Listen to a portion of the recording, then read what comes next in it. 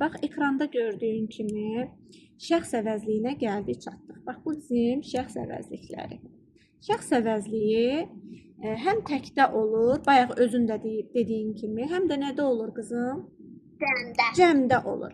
Şəxs əvəzliyi birinci, ikinci, üçüncü şəxs olaraq şəxslərə bölünür.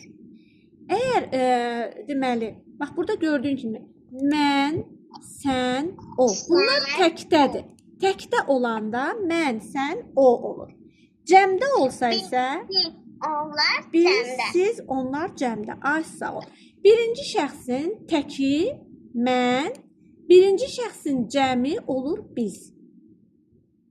Cəmi olur biz, birinci şəxsin təki olur mən. İkinci şəxsdə təkdə olur sən, cəmdə olur siz. Üçüncü şəxsdə təkdə olur o, cəmdə olur onlar. Bax, bu bizim şəxs əvəzli. Yəni, bugün keçəcəyimiz dərsimiz, bəli, tək, cəm və şəxslər olaraq bax, bu şəkildə şəxs əvəzlikləri ayrılır.